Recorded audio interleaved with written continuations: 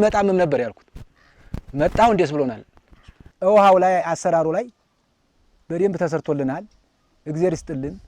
እየበላን ነው እየጠጣን ነው የውሃ ሸመታ ይሄር ነበር በተለያዩ ሀገሮች አጋጣሚ ሀገሮች ሄደን ነበር እኛም እንጠጣ እስከ ዛሬ ግን በጣም ደስ ብሎናል የውሃ ችግር ቀርቶ አይደለም ልብሳችን የምናጥብበት ችግር የለብንም መንገዱ ላይ ምን እንሆን መንገድ ይሰራልን ድልድሉን ራሱ በደንብ ቢሰራልን ምን አለ እማዋራ 15 ስራት ወጣት በዚህ ስራ ላይ የተሳተፈ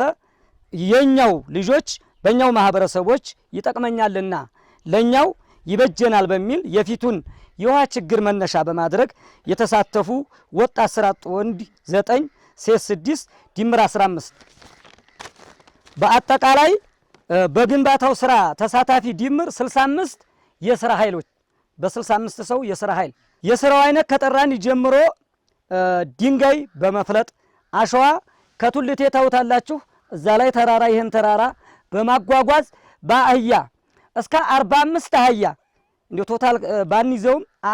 አንድ ግለሰብ 45 አህያ ይደረሰበታል አሸዋ ለመጫን ማለት ነው የድንጋይ ምርት እንኳን በአጋጣሚ የቦታው አቀማመጥ ችግር የለብንም እሱንም ጭምር አድርገን ድንጋይ በማጓጓዝ እንዲሁም የቱቦ ቁፈራና ከወረዳው ከውሃና ኢነርጂ ጽፈት ቤት የተሰጠንን የግንባታ ማቴሪያል በማጓጓዝ ይህ ማህበረሰብ ሰለቸኝ ደከመኝ ሳይል ሴቶች በቀላጥም ነው ቱቦውን እየተሸከሙ ሲሄዱ ተኛ እዚህ መደብናት ባለሙያ የጂኦሎጂስት ባለሙያ ናት ሰሚራ ደከመኝ ሰለቸኝ ሙያዋን ሳትሰስት የነዚህ እናቶች ጉዳይ ያስጨንቋት ያው እንደ ቅድም ሲገለጽ እንደሰማችሁት ጥይት ይታኮስ ነበር በዛ ሰዓት ማለት ነው ያው ጽንፈኛ በዚህ እየመጣ ይታኮስ ነበር እነሱ ግን ቅድም ጥሩ አገላለጽ ገልጿልና እነሱ የሚታኮሱት ደግሞ የልማት ጥይት ነበር የሚታኮሱት የነበረው ማለት ነው ይሄን ላሳካሽ ባለሙያ በተመሳሳይ ደግሞ አሊ ጸጋው ያው ባለፈው ባዙራም ታቁታላችሁ ዘንድሮም ደግሞታል ያንኑ ተግባር ማለት ነው ይሄንን ባለሙያም እንድታመሰግኑልኝ ይፈልጋለሁ ሞራል ብትሰጡልኝ ነው ከዛ ቀጥሎ ይሄ ስራ ነብር ጉሬ ያው ማህበረሰቡ በጣም ችግር የነበረ ነውና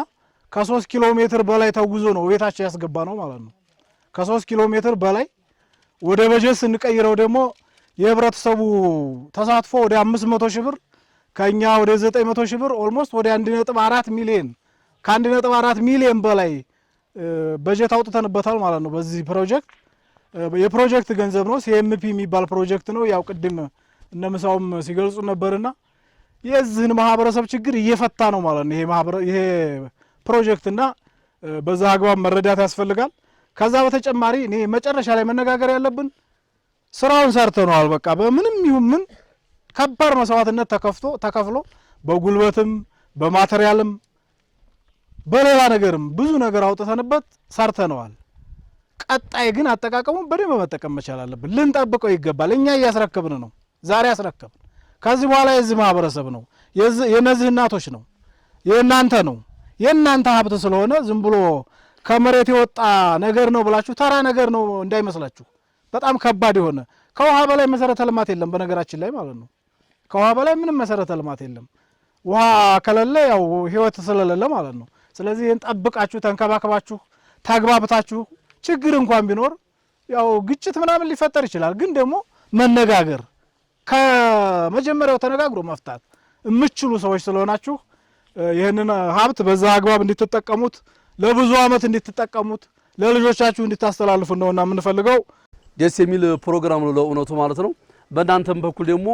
ጥያቄያችን ከተፈታ አካባቢያችን ውሃ ካገኘን ስለዚህ ለማቱን ደግሞ ለወረዳው መንግስት በጋራ እዚህ ያለው ማህበረሰብ ደግሞ በጋራ ተባብረን ደግሞ ይሄን ፕሮግራም አዘጋጅተን ደግሞ